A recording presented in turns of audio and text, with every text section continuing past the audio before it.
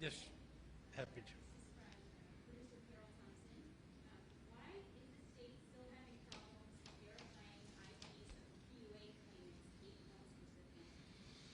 Not having trouble identifying them. People literally are committing fraud. This is happening all over the country. We're not unique. In fact, we speak regularly with the feds about this problem, as do the other 49 states.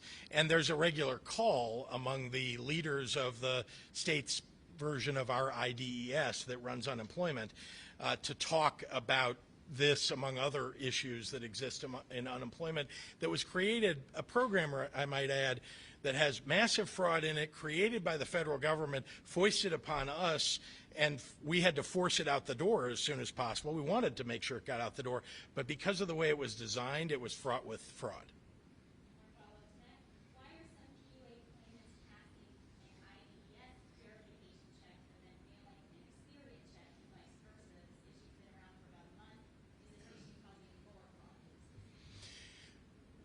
They've narrowed down, using a data analysis, the categories of areas where there's likely to be fraud.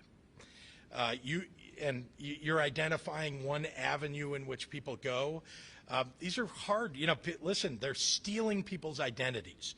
That's what they're doing, right? Identities are being stolen, and then they're being used in both processes.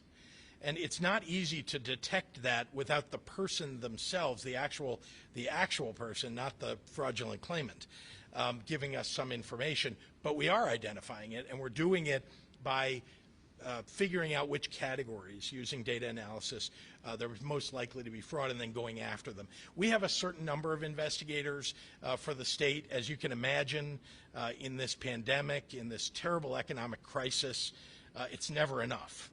You'd like to have more. Our budget hasn't allowed that, but we're doing everything that we can with the federal government's investigators to make sure that we're tracking down the wrongdoers.